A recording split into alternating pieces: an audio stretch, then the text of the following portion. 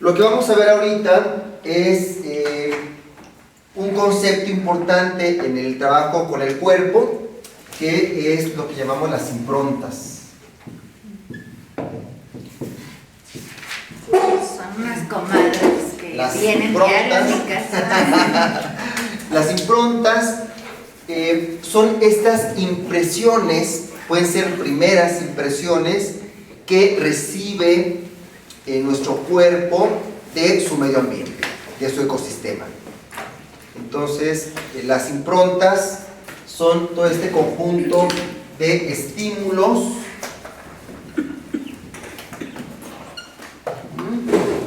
que quedan grabados en nuestro organismo.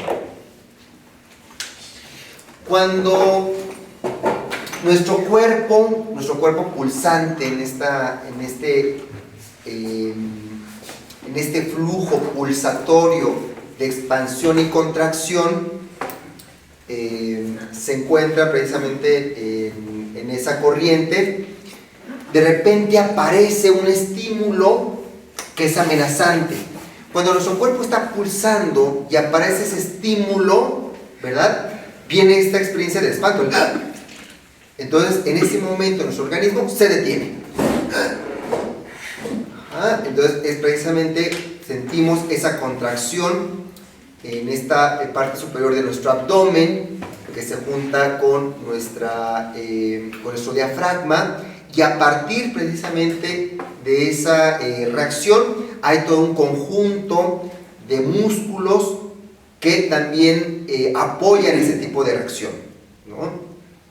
Cuando pasa el estímulo amenazante, ¿no? El cuerpo regresa a esa pulsación, ¿ok? Entonces ahí tenemos un primer estímulo, una primera impresión. En esa primera impresión ya hay un aprendizaje psiconeural. El cuerpo está llevando a cabo una ruta neuromuscular. Esa ruta neuromuscular va a quedar posiblemente ligeramente grabada. Esa respuesta es una respuesta espontánea de nuestro cuerpo ante un estímulo que resulta amenazante. Cuando ese estímulo se vuelve a presentar, el cuerpo sabe cómo reaccionar. El cuerpo ya tuvo un aprendizaje. Y entonces nuestro organismo vuelve a hacer lo mismo cuando se presenta ese estímulo amenazante.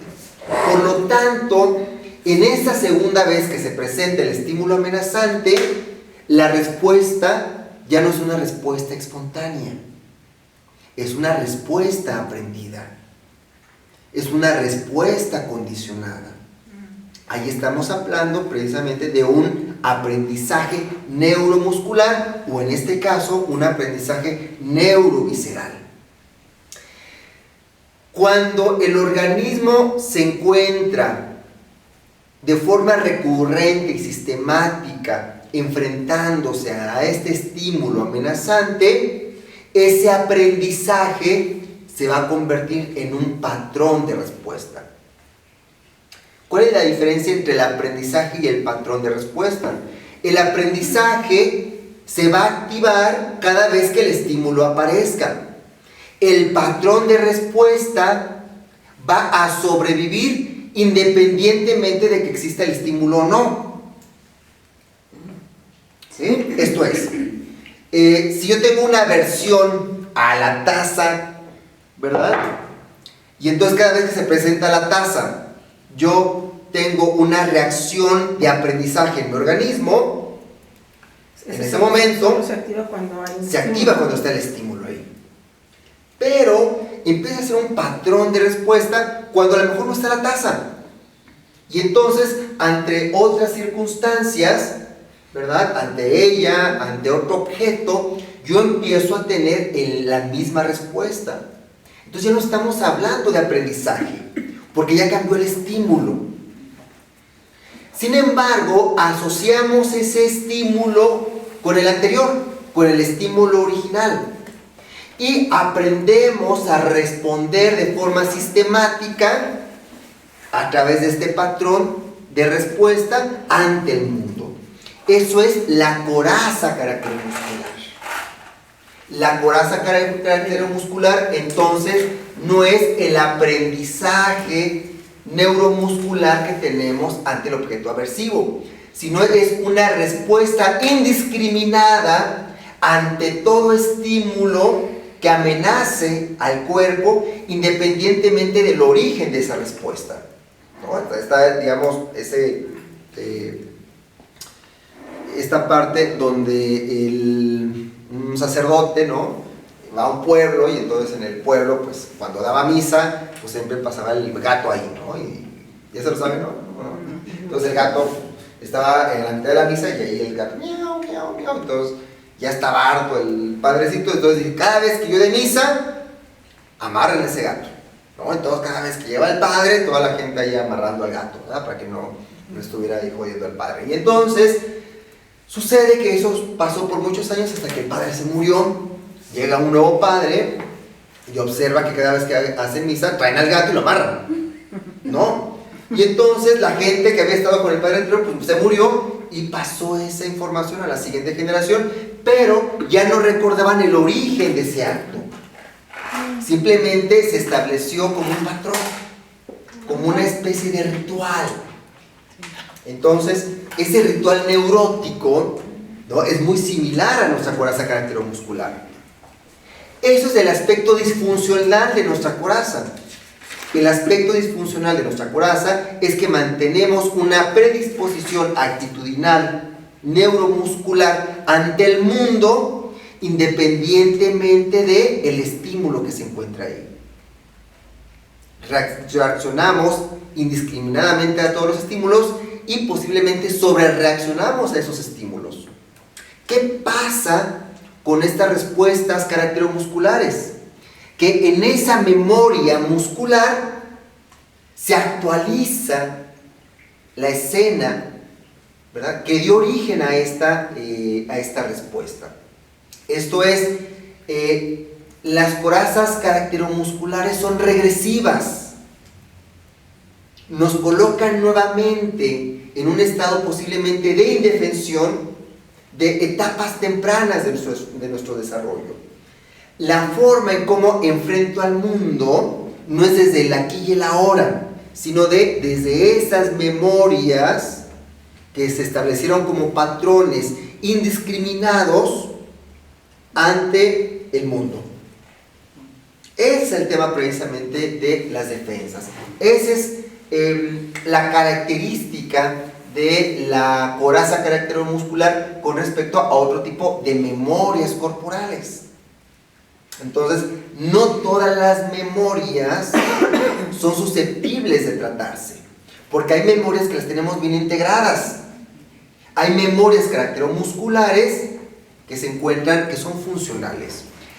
Perdón, hay memorias corporales que son funcionales y hay memorias corporales que son disfuncionales. Estas memorias corporales disfuncionales corresponden a la coraza caracterológica. Es la armadura. El problema ahí es que esa armadura sigue existiendo aun y cuando la amenaza ya haya desaparecido. Por eso la defensa no es funcional. Estoy luchando en contra de fantasmas. Estoy luchando en contra de mi propio pasado. Mi organismo no ha podido metabolizar esas amenazas que yo viví y que en la actualidad, salud, siguen generando este tipo de respuestas disfuncionales. ¿Cuál es el problema de esto? El problema de esto es de que esas primeras impresiones que se convierten en memorias y esas memorias disfuncionales que se convierten en corazas caracteromusculares son generadas en el ecosistema primario del mamífero. Esto es en la familia. Vamos, tú para tener estas improntas, memorias y defensas caracteromusculares, tuviste que estar expuesta durante muchos años a la influencia, a la neurosis, pongámosle así, a la enfermedad de tu madre y de tu padre. Esto es, desde este punto de vista, la enfermedad se aprende. Tú aprendiste a lidiar con esa enfermedad.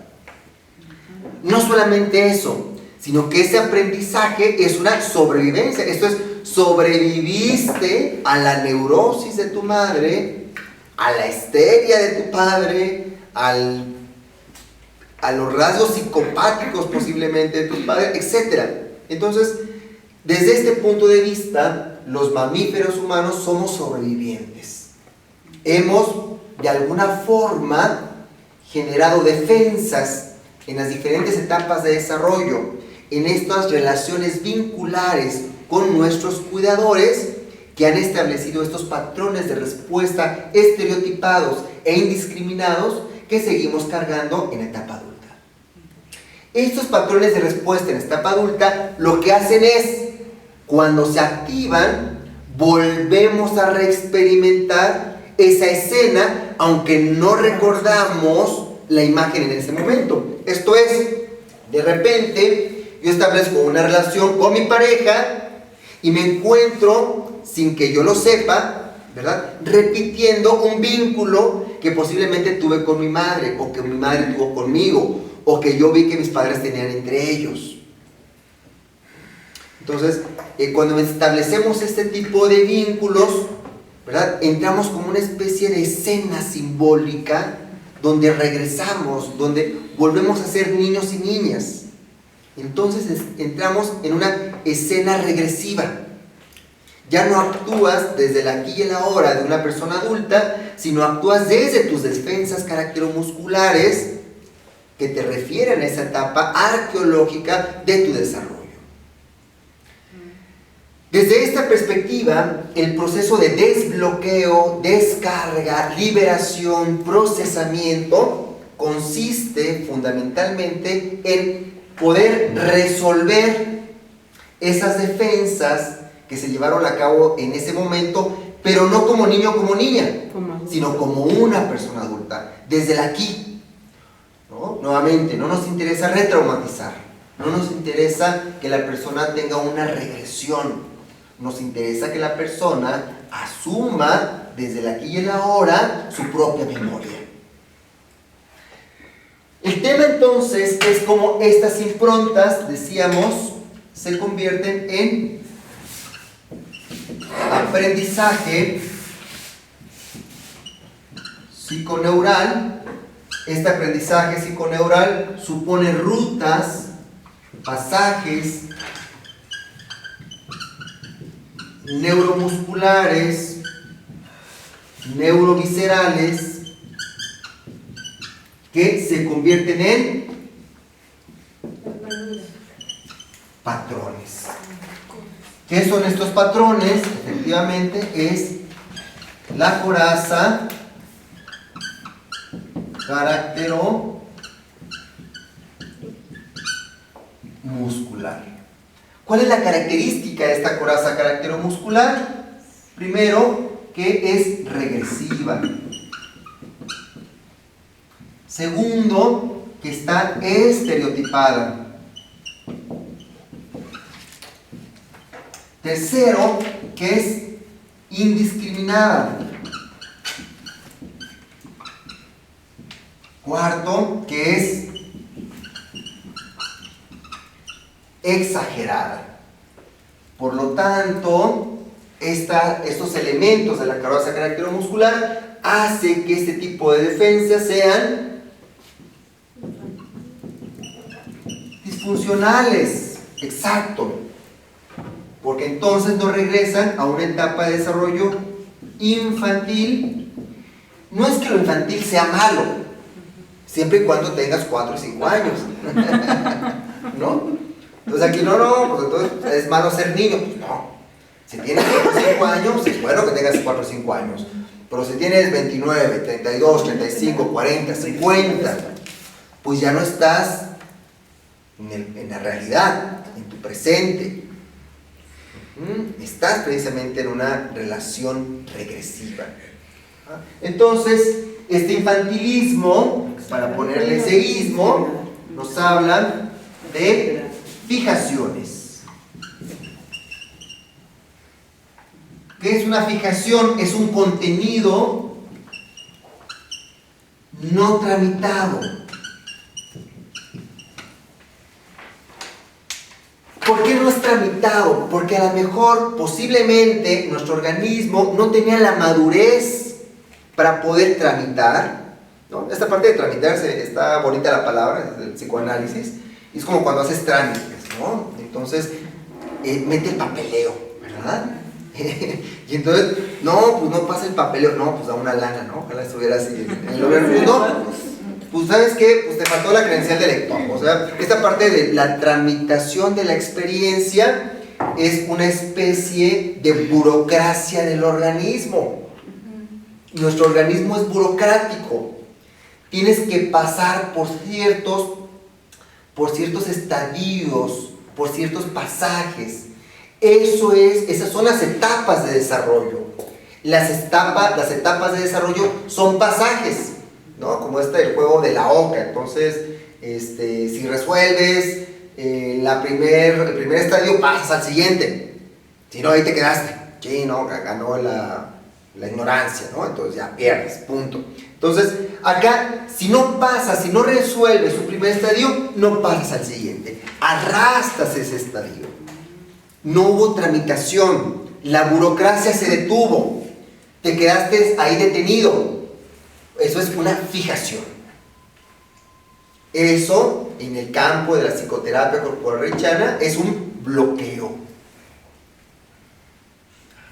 Entonces, ¿qué es lo que buscamos en la psicoterapia corporal? Desbloquear.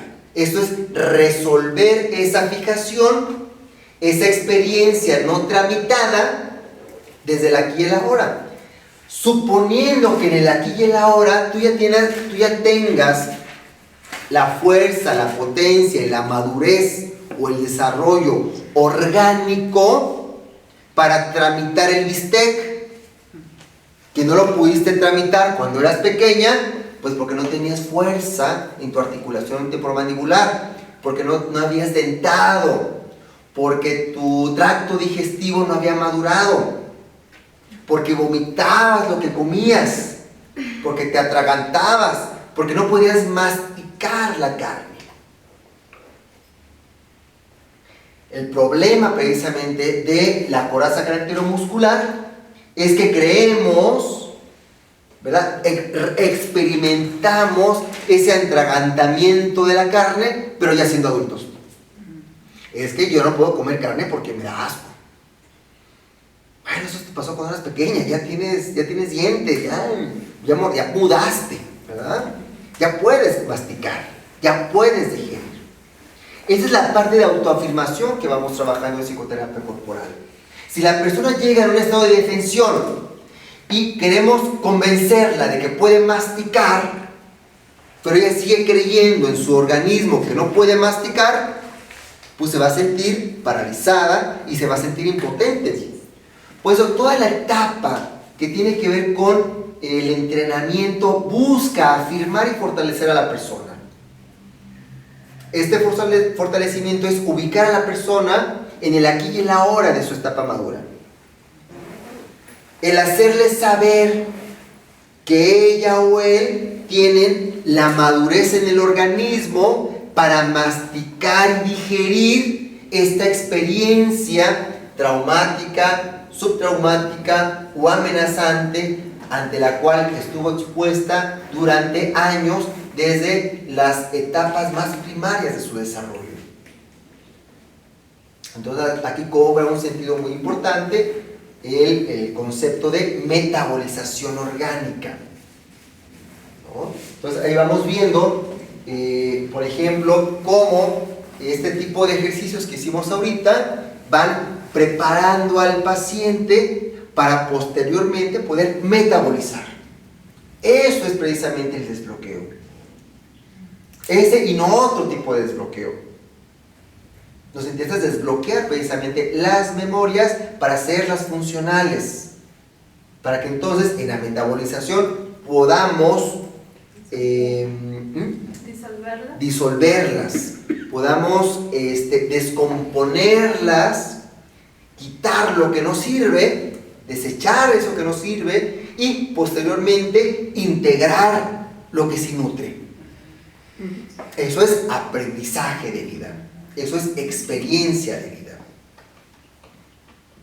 Bueno, entonces en este sentido hay todo un trabajo muy importante que tiene que ver con las improntas, porque de alguna forma la psicoterapia corporal atiende a la persona adulta que ya pasó por eso, pero se puede hacer un trabajo preventivo. ¿Qué tal si hacemos psicoterapia corporal con madres embarazadas? Aquí como el proyecto de Karina, y yo quiero trabajar con madres embarazadas o con niños recién nacidos, con madres precisamente con hijos en etapa perinatal. ¿Y cómo podemos facilitar que ese niño tenga una experiencia de gratificación en sus etapas de desarrollo, en lugar de privación, en lugar de transgresión o en lugar de represión?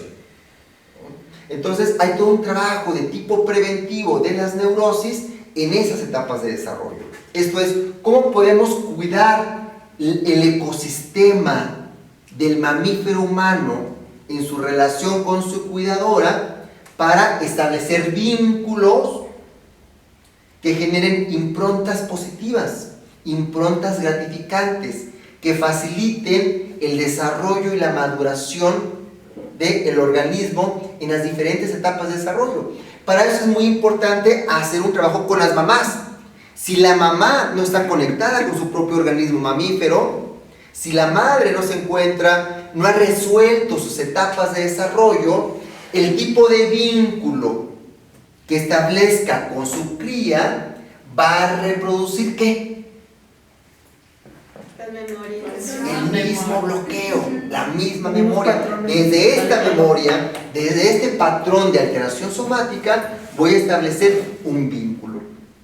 Entonces, cuando tenemos bebés o hijos, no es borrón y cuenta nueva. Desde la perspectiva de la psicogenealogía, desde esta transmisión transgeneracional de los traumas y las heridas, vamos encontrando que el elemento transmisor se le conoce como el apego. El tipo de apego que la madre y el padre establezcan con el niño en el ecosistema va a generar este tipo de aprendizajes psiconeurales que se van a integrar en su memoria implícita, en su memoria sensoromotora, independientemente si durante la infancia tardía o en la adolescencia o en la juventud lo recuerda o no conscientemente en su memoria biográfica. Entonces puede ser que no lo recuerde en su memoria biográfica y episódica, pero que su cuerpo sí lo recuerde. En ese sentido hablamos de que, como dice Alice Miller, el cuerpo nunca miente. Aparte, el cuerpo habla. ¿Cómo habla? A través del lenguaje del cuerpo. Este lenguaje binario, expansión, contracción, en los diferentes segmentos de nuestro cuerpo. Eso es lo que lee un psicoterapeuta corporal. Los signos que va presentando el cuerpo, que los interpreta como memoria y como patrones de respuesta de su coraza caracteromuscular en el momento en que se ponen en acción en las relaciones interpersonales de tipo regresivo. Ahí consiste, ahí hacemos un trabajo de análisis. ¿Qué significa analizar? Descomponer, desentrañar. La coraza caracteromuscular la analizamos, la descomponemos en partes. Entonces, ahí no, sí. Y en cuestión de terapia de pareja, lo manejas igual que cualquier terapia, o sea, sesiones por separado y luego ya... Bueno, se pueden hacer sesiones por separado, ¿no? Ajá. Y también sesiones conjuntas. Es muy interesante el trabajo en psicoterapia corporal con parejas, porque yo lo que hago, digamos, en el trabajo con parejas, yo dispongo un escenario como el que tuvimos aquí al lado. En ese escenario, yo les pido que no hablen. Sí, Es lo primero importante. Exacto. Entonces, cuando no hablan, yo dejo que hable su cuerpo. Yo tengo que estar en contacto. El diálogo que yo establezco es con su cuerpo animal. Esto es, ellos están pensando. Cuando un paciente viene conmigo, está pensando lo que me va a decir. Sí, yo le voy a decir, bueno, entonces yo no me fijo en lo que me está diciendo, sino en cómo me lo está diciendo. Es más, en el cómo podríamos omitir la palabra. Entonces yo les pido que me hablen del cómo y no del qué. Cuando yo les pido a ustedes que hagan algo en silencio, sin hablar, estoy viendo el cómo, no el qué. A lo mejor tú me quieres transmitir algo conscientemente. Yo quiero transmitirle al psicólogo, a Miguel, que yo estoy feliz. Eso está acá. Acá en tu cuerpo me está expresando otra cosa. Es que yo estoy bien, yo soy súper feliz en mi vida. No, es que a mí me agradó muchísimo, ¿no? Sí, me agradó mucho. Yo creo que está muy bueno, ¿no? Entonces, ¿cómo te estás? Engarronadísima. Con mucho enojo. Sí, decirlo, ¿no? Que minero, ¿verdad? Entonces, si yo digo, claro, pues está feliz, está enojada, porque me lo está diciendo. Pero tu cuerpo me está diciendo otra cosa. Entonces ahí entra toda la parte obsesivo-compulsiva del análisis. No, a ver, movió la pestaña acá, ¿no? Su cuerpo me está dando otra información.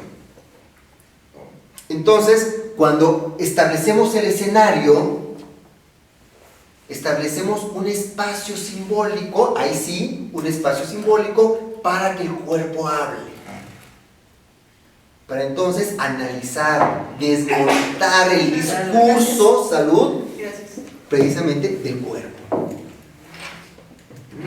Y no enredarnos en lo que... No significa que no hablemos, no significa que los pacientes no hablen, ¿no? Significa que en ese momento le ponemos mute, ¿no?, al paciente, y entonces empezamos a observar su memoria.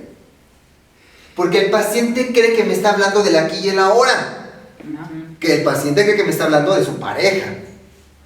Yo lo que estoy leyendo en el cuerpo de mi paciente es su memoria, sus patrones y en todo caso sus defensas caracteromusculares, que me hablan de su pasado en el presente de su memoria corporal.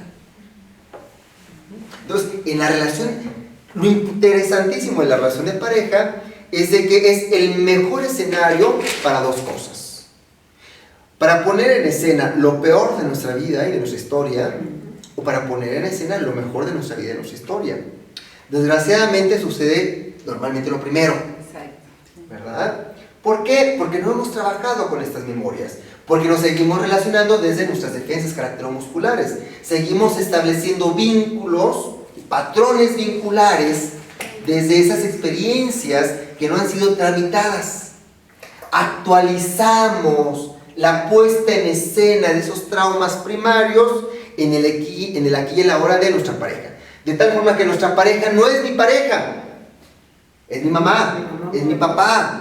¿Qué es lo que busco de mi pareja? Que resuelva mis carencias, que me compense, en lugar de yo hacerme cargo de mi propia memoria y de mi propia historia. Nuevamente, no somos personas autónomas y autorreguladas. Necesito a un otro que me autorregule, a una pareja, un estado, un presidente, un dios, un espíritu, un líder, ¿no?, para que me regule.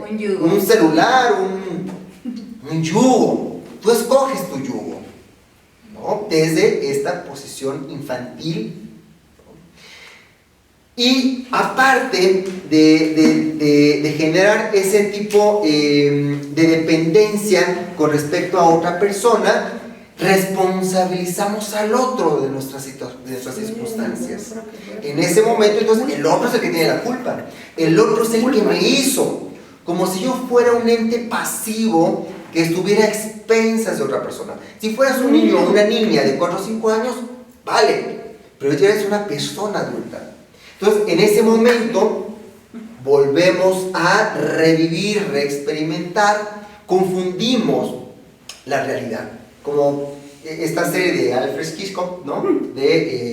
¿Cómo se llamaba? La zona... Dimensión desconocida. Eso es lo que sucede en el campo de la neurosis. De repente estamos aquí, me relaciono con alguien y entro a la dimensión desconocida. Y entonces, en esa dimensión desconocida, extrañamente, mi pareja sonríe como mi mamá. extrañamente mi pareja me dice las mismas palabras que mi mamá. No, como un déjà vu, como, esto ya lo viví. Como que en otra vida nos encontramos y ahora aquí. Era del karma, me trajo contigo. ¿No? Y entonces, pues pasa que con todas las parejas que tienes, te pasa pues un pinche karma, ¿no? Está cabrón, te estás siguiendo. El universo conspira. Es un universo jodido, ¿no? Desaparezcan del universo, ¿no? Ahora la culpa la tuvo el universo. La culpa la tuvo es la visión persecutoria de Paulo Coelho, ¿no? Sí, es eso. El universo conspira. Por eso vende tantos libros ese claro, ahí está. Bueno, entonces, desde esa perspectiva es importante todo el trabajo de maduración, porque yo puedo quitar los síntomas como clínico. Pues te duele, sufro. No te preocupes, mira, tú cálmate, relájate, respira. Resuelvo el síntoma, pero no resuelvo la etapa. No estoy haciendo un cambio en los vínculos que establezco, porque sigo ahí estacionada. Pero porque también es muy cómodo, ¿estás de acuerdo? Para mucha gente. Claro. Para el 99% de la población es más como quedarse ahí que pensar. Esa comodidad le llamamos resistencia. Esa comodidad todos y todas las tenemos. Todas. No he visto ningún paciente que diga, no, yo vengo aquí flojita y cooperando, pues no, te vas a resistir. Cuando hicimos los ejercicios de confianza, te resistes, claro. Oye, no vaya a ser que te quitaste. No vaya a ser que me salgas, ¿no? ¿No? ¿Qué tal que tú eres un asesino? El psicoterapeuta asesino, ¿no? Pero sexy. Pero sexy. Un asesino sexy, con chon acá, ¿no? Me faltan algo. Primero y luego te mato. Entonces, Primero el placer. esa es la parte precisamente de la maduración. Eso tiene que ver con el concepto de cura. Esta visión de sanar la estructura caracterial de fondo desde una perspectiva precisamente arqueológica, ¿no? Entonces, aquí vamos viendo cómo en las diferentes pruebas que ponemos con los pacientes podemos ir observando esto. Es susceptible de analizarse. Es susceptible entonces de, como quien dice, medirle el agua a los tamales. ¿Qué tanto el paciente se encuentra preparado para entrar a un proceso de procesamiento, de metabolización? Porque puede haber que haya pacientes que no estén preparados, que tengan que hacer solamente un trabajo de soporte y contención y no de procesamiento. No todos los pacientes son candidatos a procesamiento, a resolver este tipo de fijaciones.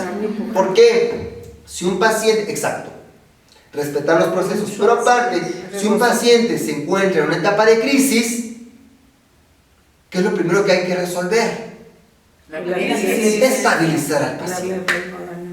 ¿No? Si viene un paciente a emergencias con el intestino de fuera, y yo lo que quiero es atenderle el ojo, ¿no? Espérate, primero le metemos las tripas y le cosemos, ¿no? Que ya después se recupere y le atendemos después la vista. Hay prioridades en el tratamiento. Primero tiene que pasar por una etapa de preparación, de estabilización, y entonces después poder trabajar con este paciente. De esta forma, no todos los pacientes son candidatos a este proceso de resolución, aunque sí son candidatos o candidatas a el trabajo psicocorporal, ya sea de estabilización, de emergencia, de intervención de crisis, de psicoterapia breve o de una psicoterapia estructural y profunda, que ya entraría en el campo de la economía sexual o la sexoenergética.